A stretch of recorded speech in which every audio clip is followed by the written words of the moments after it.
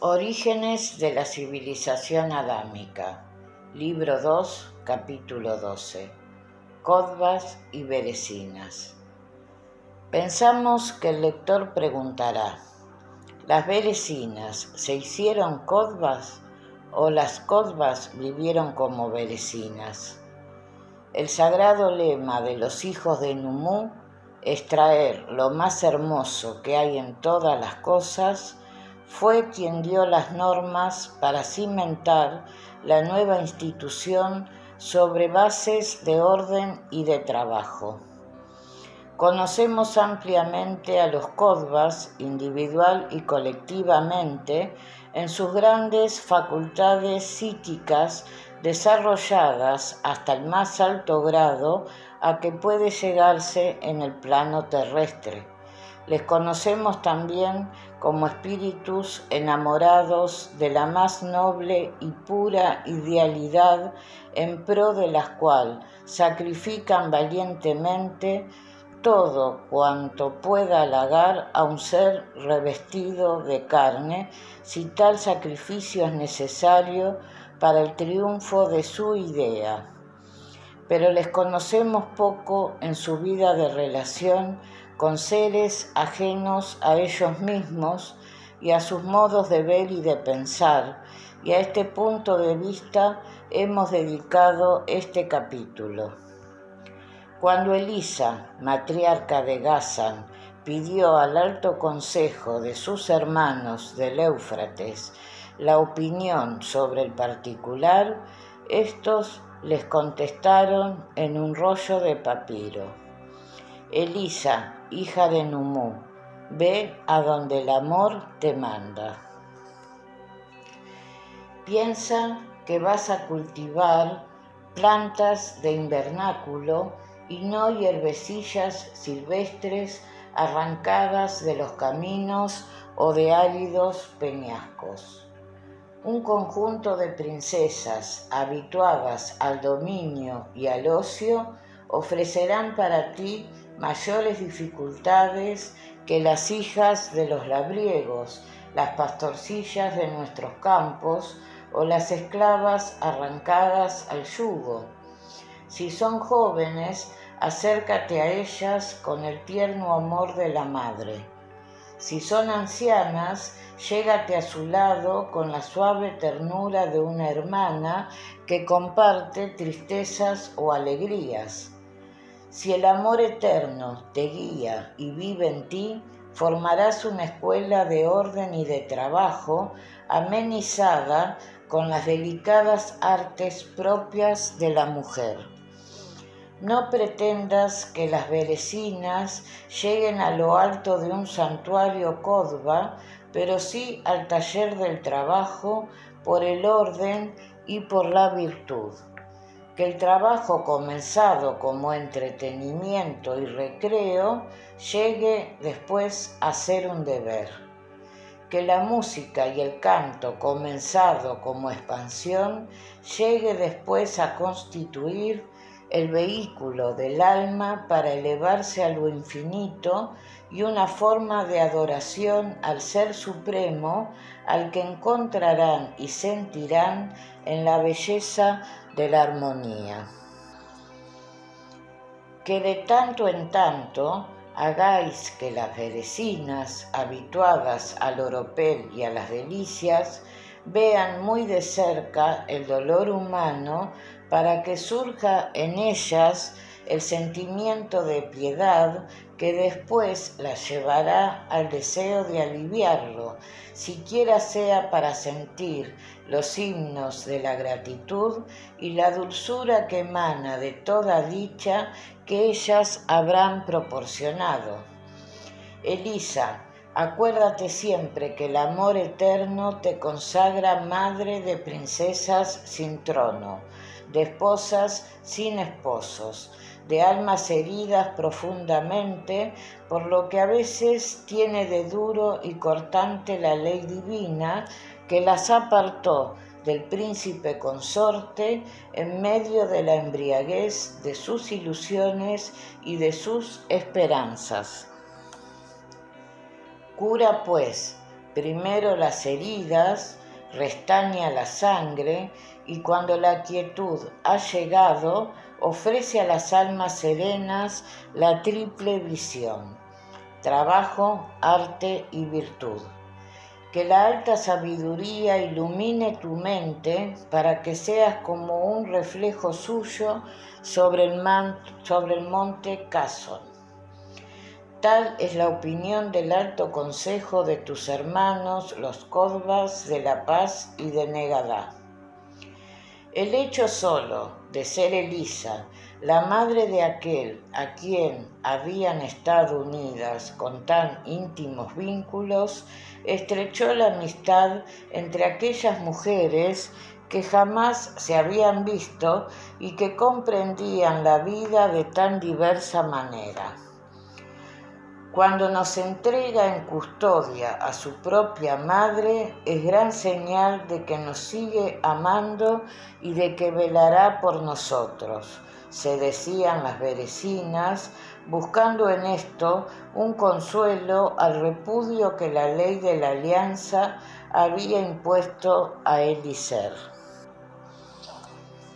Las esposas de este príncipe eran 16, y cuando Elisa llegó al monte Cason, estaban solo ellas con doble número de siervos que las habían seguido. Todas eran menores de 30 años, y como él las había tomado de muy jovencitas, algunas tenían hijas ya adolescentes, otras menores de 10, 8, 6 y 4 años. Los hijos varones habían quedado al lado de su padre. Tal era la situación de la casa de monte Cason cuando Elisa y sus compañeras penetraron a ella, conducidas por Eliezer, que dijo a sus beresinas: «Desde hoy os considero como mis propias hermanas, y en prueba del amor y de la gratitud que os guardo por el cariño y por los hijos que me habéis dado, os dejo a mi propia madre para que sea vuestra madre, vuestra consejera y vuestra guía. Y si es verdad que el esposo ha muerto, queda para vosotros el hermano y el padre que os demostrará serlo hasta el fin de sus días». Y como sintiera rumores de sollozos y que su propio corazón se conmovía demasiado, dio un paso atrás, cerró la puerta tras de sí y bajó a la carrera la ancha escalera labrada en la roca viva que servía de base a la mansión de las beresinas. Elisa se colocó de inmediato en el pedestal de amor en que su hijo le había colocado. Abrió sus brazos llenos de ternura a aquellas 16 mujeres que habían amado a su hijo y que le habían hecho tantas veces abuela. Para ella, que tan hondos martirios y tanta soledad de corazón había padecido en su juventud, fue aquello como un paraíso de suaves ternuras. Cuántas hermosas nietecillas, 2 veces hijas, porque eran retoños del hijo de sus entrañas, y llegó a contar hasta 27 criaturas de 4 a 15 años. La mágica ronda de los amorcillos alados que hemos visto muchas veces en las antiguas pinturas de las reales mansiones medievales darán una idea del enjambre inquieto y bullicioso que se agitó en torno a la anciana Elisa cuando Eliezer se alejó.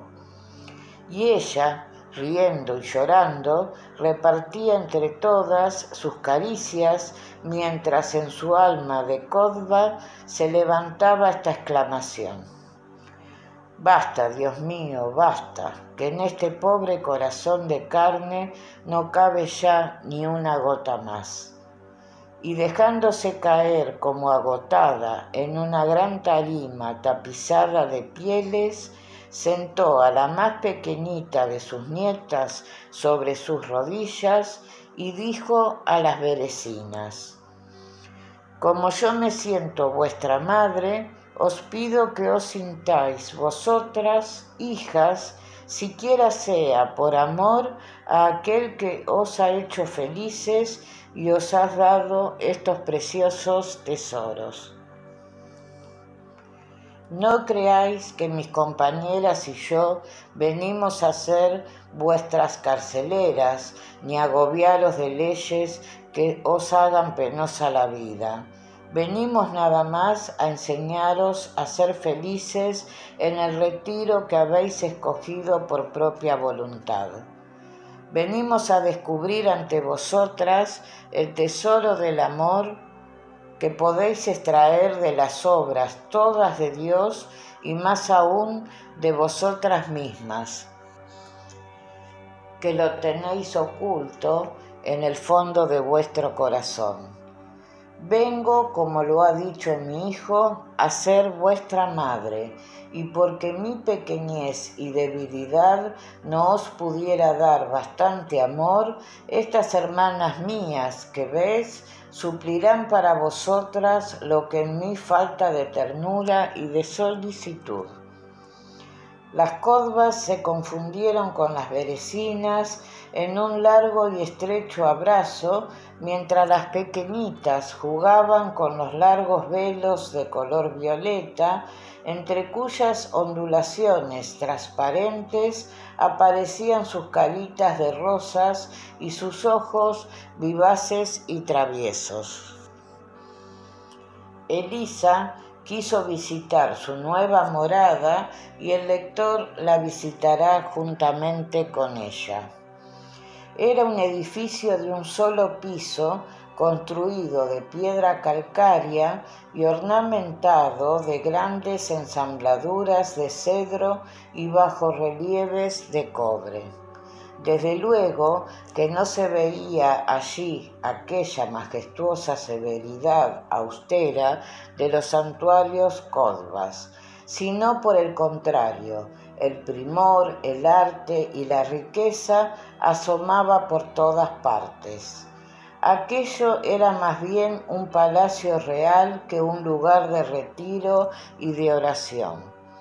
El alma de las Codvas se hubiera sobresaltado al visitar la gran sala de festines y los hermosos jardines con antorchas, con estanques, con parques de juegos, al estilo habitual en los parajes de recreo para los monarcas, pero habituadas al dominio de sí mismas, todas pensaron al mismo tiempo: extrae del fondo de todas las cosas lo más hermoso que hay en ellas. Y con admirable serenidad continuaron hasta el fin la visita al vasto edificio, haciendo el elogio de tanta belleza como el buen gusto de las berecinas había amontonado en aquella hermosa mansión. Las berecinas sabían que las Codvas eran muy santas y austeras, mujeres dedicadas al estudio, al trabajo y a la oración, y sentían cierto temor de que Elisa encontrase muy censurable todo aquel esplendor profano, inútil desde luego, pero que a ellas satisfacía grandemente.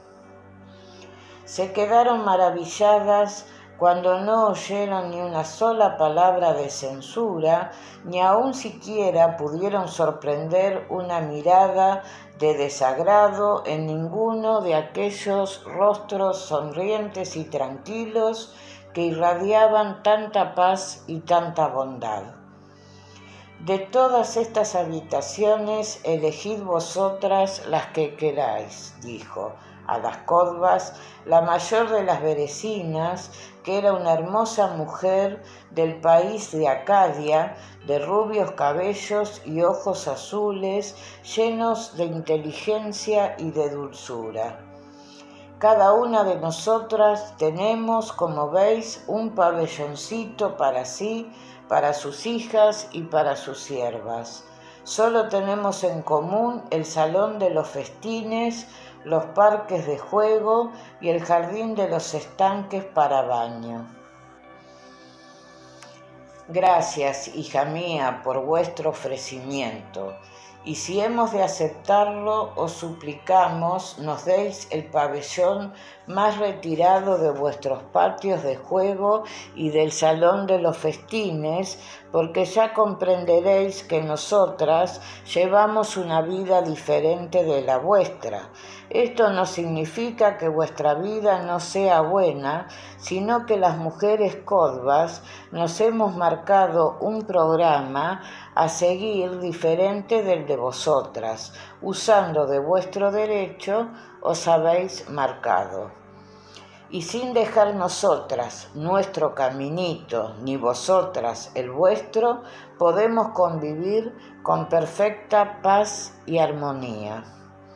La mujer acadia de los rubios cabellos, cuyo nombre era Bengalina, miró a sus compañeras como extrañada, pues casi todas se habían figurado que Lisa elegiría un pabellón del patio de honor desde el cual se dominaba la entrada principal y tenía acceso al jardín de los estanques, a los patios de juego y al salón de los festines. Yo acierto con lo que os complacerá, dijo espontánea y decidida una berecina muy joven que apenas tendría 20 años y que era la madre de la niñita más pequeña de aquel delicioso enjambre. ¿Me dejáis que elija yo vuestra habitación? Sí, hija mía, le contestó Elisa, y nos darás un gran placer si demuestras haber acertado con nuestra necesidad. Adenia, que así se llamaba aquella mujer, tomó la delantera y todas la siguieron. Atravesaron el patio de honor adornado de palmeras y de elefantes de piedras blancas y continuando por debajo de una columnata que lo dividía del gran parque de juegos, abrió una puerta que al extremo de aquella especie de pórtico daba acceso a un delicioso huerto de cerezos y de manzanos, y por cuyas paredes subían los rosales trepadores como buscando asomarse a las ojivas y ventanales. En el centro del huerto había un estanque de bordes bajos para servir de asiento y que se hallaba invadido de verdes enredaderas, lo cual demostraba que aquel sitio no era frecuentado.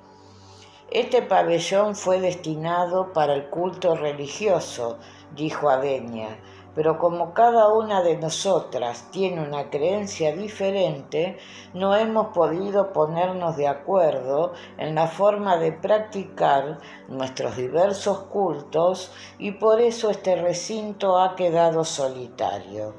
¿No será acaso esto lo que vosotras necesitáis? Justamente, hija mía, dijo Elisa, no podéis haber pensado en un sitio mejor. Una gran sala cuadrangular de techumbre abovedada, sin adornos ninguno, y solo provista de pequeñas ojivas, era sin duda el sitio destinado al culto. Adyacentes a él había varias pequeñas habitaciones apropiadas para guardar vestiduras sagradas y objetos destinados a la liturgia. Había una sala con instrumentos de música y otra con instrumentos de tortura apropiados para los distintos sacrificios de animales acostumbrados en aquellos tiempos. 3 enormes aras de piedra se alzaban en los 3 muros frente a la puerta de entrada de aquel silencioso santuario: el ara de la muerte, el ara del fuego y el ara de las ofrendas, y junto a la entrada una pilastra para purificar las manos antes de las ofrendas. Cuando Elisa se hubo asegurado que todas sus hermanas estaban contentas de aquel solitario pabellón, dijo a las berecinas: ¿nos dais libertad para arreglar este pabellón conforme a nuestra necesidad? Haced de él como quieras, que tenemos placer en que sea de vuestro agrado, dijo Bengalina, que parecía tener ascendiente y dominio sobre las demás. Bien, hijas mías, entonces hacednos el obsequio de sacar de aquí estos instrumentos de tortura y de muerte, porque nuestro culto es todo de amor, y nuestra ley nos prohíbe adorar a Dios por medio de torturas ni holocaustos sangrientos o dolorosos de ninguna especie. En las unas se reflejó el asombro, en otras la satisfacción, pero los horribles instrumentos fueron retirados y las mujeres codvas quedaron por fin solas en el huerto de los cerezos y de los manzanos, donde los rosales trepadores les brindaban la frescura de su verde pabellón bordado profusamente de corolas blancas y encarnadas. Aunque somos codvas, somos al fin seres revestidos de carne, exclamó Elisa, dejándose caer como desalentada en el borde del estanque de aguas verdosas, con el reflejo que le daban las enredaderas que lo cubrían. Y permitidme que desahogue con vosotras, que me comprendéis, el dolor que he disimulado desde que llegamos a este pabellón. Todas sentían, al igual que ella, que aquel recinto se hallaba impregnado de corrientes malignas, bajas y groseras. Ya se ve, le contestaron, que antes que el culto de los encarnados se ha construido aquí una bóveda psíquica por seres invisibles de los más ruines y atrasados, sin duda, para hacer predominar los cultos mortíferos y degradantes que se usan en distintos países. ¿Tendremos bastante amor para transformar este recinto en un santuario del pensamiento unido a la divinidad? Volvió a interrogar a aquella mujer que, anciana ya y con solo 6 compañeras, se creía casi impotente para realizar su doble apostolado: la educación espiritual de las berecinas y la construcción del santuario astral en que habían de desarrollar sus trabajos mentales, únicos de donde podían extraer abnegación, fuerza y voluntad para conseguir el éxito en su ardua tarea. El Altísimo será con nosotras y nuestros hermanos cooperarán en la obra, dijo en respuesta una de aquellas mujeres, la que más comprendía el alma de Elisa por una vieja alianza de siglos que tenía con ella. Contad con todas nosotras, añadieron las demás, y que de nuestra mutua comprensión y perfecta armonía de pensamiento y de sentimientos surja en breve la obra que hemos venido a realizar. La inauguración del Santuario de la Paz, que recordará el lector, fue repetido en el huerto solitaria de la fastuosa morada de las berecinas del monte Casson, y en la primera concentración espiritual de la noche, las sensitivas y las videntes sufrieron las unas dolorosos espasmos, las otras el natural horror que producen las visiones creadas por los pensamientos bajos y malvados de los hombres entregados a las malas artes de la magia. Ya comenzaba a invadirles una intensa angustia en medio de la cual, como un hondo clamor, se levantaba el pensamiento anhelante de aquellas austeras y abnegadas mujeres que así se habían ofrecido a la eterna energía como instrumentos de regeneración para un puñado de seres de su mismo sexo. Mas el amor eterno jamás enmudece cuando de verdad las almas le llaman, y una oleada de suave y dulce ternura se difundió como una caricia entre aquellos seres unidos estrechamente para una grande obra de amor y de justicia. Los Kodvas del Alto Consejo, conocedores por aviso espiritual de lo que acontecía a sus hermanas en el monte Cason, acudieron en su ayuda y en estado de desdoblamiento espiritual, en la concentración de la misma noche, se hicieron visibles a sus hermanas entristecidas por el peso enorme de una responsabilidad moral que dudaban de poder afrontar. Y Ada habló por todos. ¿Por qué lloráis? ¿Por qué dudáis como los que ignoran la fuerza maravillosa del amor?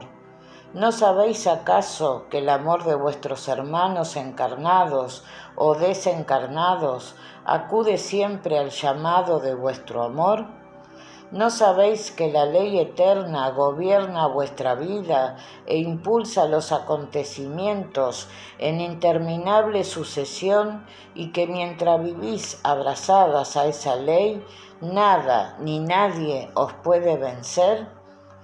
La eterna energía en que vivimos sumergidos nos hará siempre invencibles, mientras conscientes de vuestro apostolado de sembradores de la verdad y del amor, no claudiquemos de nuestro puesto de avanzada. Hijas sois del amor y de la luz. Demostrarlo con vuestra vida, con vuestra palabra, con vuestro pensamiento, y el éxito más grandioso compensará vuestro sacrificio. La visión astral desapareció en la penumbra del recinto, donde las 7 mujeres sentadas en el pavimento de piedra por falta de estrados los habían regado con sus lágrimas y saturado con sus angustias, sus anhelos y sus intensas vibraciones de amor.